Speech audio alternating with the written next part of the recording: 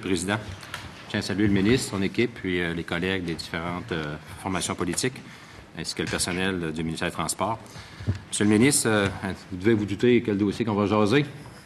On va mettre un dossier sur les rails après-midi. Dossier du train gaspésien. Écoutez, troisième ministre des Transports dans le dossier. Un dossier qui, je dirais, chemine très, très lentement depuis quelques années. Petit historique, avril 2015, il y a 2 ans, jour pour jour, à peu près, le ministre des Transports de l'époque, M. Poetti, annonçait la volonté du gouvernement de prendre possession du chemin de fer gaspésien entre Matapédia et Gaspé, un chemin de fer de 350 km de long, propriété de 4 MRC depuis une dizaine d'années.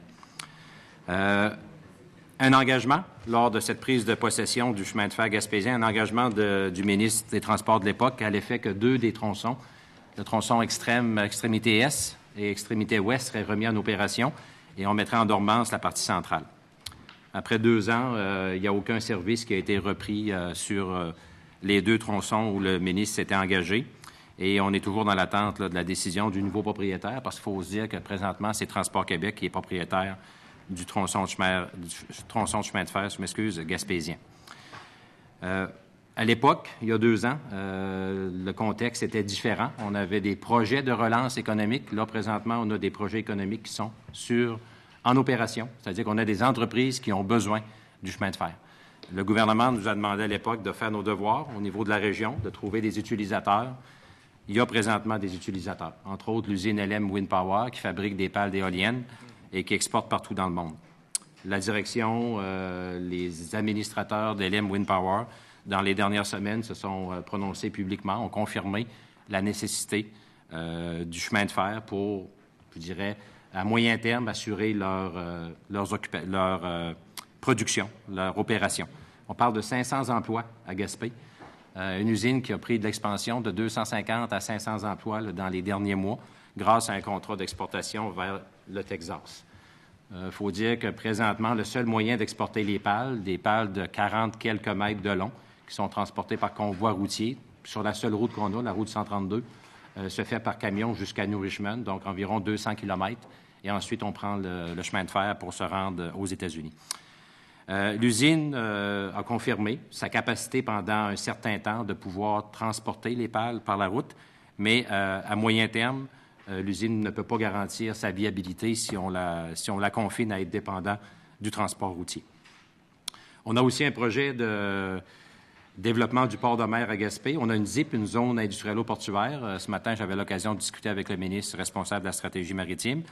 Et c'est clair que dans la stratégie maritime du gouvernement du Québec, on ne peut pas penser développer une zone industriello-portuaire sans mettre en place des modalités au niveau de l'intermodalité. Donc, le chemin de fer va aussi être important pour cette future zone industriello-portuaire de Gaspé. Ciment Mécanis aussi, Port-Daniel, a confirmé son besoin de bénéficier du service de chemin de fer.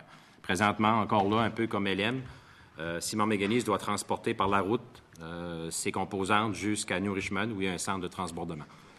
Il y a des coûts qui ont été établis pour la remise en opération du rail gaspésien. Il y a 2 études. Là. Plusieurs études ont été réalisées, mais les 2 dernières, les plus récentes, datent de 2016. Une réalisée par ICOM, par le ministère des Transports, qui fait état d'un coût de 122 millions pour la remise en état du rail. Une seconde par l'entreprise ou la firme Canarail, réalisée par la Société de chemin de fer, c'est-à-dire les 4 MRC qui étaient les anciens propriétaires, qui établissaient à 86 millions le coût. Donc, le coût de mise à norme, selon ces 2 études-là, mais graviterait entre 86 et 122 millions. À première vue, ça peut paraître de l'argent, 86 à 122 millions, mais c'est un investissement pour permettre la rentabilité puis le maintien des actifs du chemin de fer sur 350 km de long. On parle d'une 40aine de ponts et d'ouvrages majeurs qui seraient réparés par ces sommes, puis on assure la viabilité du train pour plusieurs décennies. C'est un service qui est essentiel. Je sais que votre gouvernement est au fait du dossier, ça a fait les manchettes, il y a eu aussi un positionnement de la part de la table des préfets de la Gaspésie, les chambres de commerce de la Gaspésie, le Conseil du patronat du Québec, l'Association des chambres de commerce du Québec, la Fédération plutôt, unanime à l'effet que, compte tenu que l'ensemble des budgets ne semblent pas disponibles, on recommande au gouvernement de prioriser le transport des marchandises dans un premier temps. Le scénario qui est retenu, c'est de Matapédia à Gaspé. Donc, on veut le retour du transport des marchandises pour assurer le développement économique de nos entreprises sur l'ensemble du tronçon et non pas un scénario qui serait, par exemple, passagers et marchandises sur une partie seulement. Ce sont les deux scénarios qui sont sur la table. Écoutez, aujourd'hui, si je suis ici, c'est pour vous réitérer l'importance d'avoir minimalement le retour du chemin de fer, du service de transport des marchandises par chemin de fer sur la totalité du rail gaspésien, c'est-à-dire jusqu'à Gaspé. Il y a des entreprises qui sont dépendantes de ce moyen de transport-là. On est dans une région touristique. On ne peut pas penser à moyen terme continuer à transporter des composantes aussi importantes en termes de dimension que les pales d'éoliennes sur la route gaspésienne. On a une seule route, c'est la route 132, qui est utilisée autant pour les usagers de la région, le tourisme, que le transport des marchandises. Donc, c'est vraiment un outil essentiel à la région. Et vous savez, je pense que les Gaspésiens et les Gaspésiennes ont payé une partie de la réhabilitation du chemin de fer dans les dernières années, strictement au niveau du budget d'entretien routier. Le budget d'entretien du réseau gouvernemental en Gaspésie est passé de 2014 à 2018 de 84 à 48 millions. Si on fait l'état de la diminution du budget d'entretien du réseau routier, qui en 2014 était à 84 millions, et on pourrait remonter plus loin puis voir du 90, 100, 110 millions. Donc, 84 millions en 2014. Aujourd'hui, on oscille entre 48 et 56 millions. Ça fait 118 millions de coupures dans les 4 dernières années au niveau de l'entretien du budget du réseau routier seulement. C'est par hasard le même montant à peu près qui serait nécessaire pour réhabiliter le train.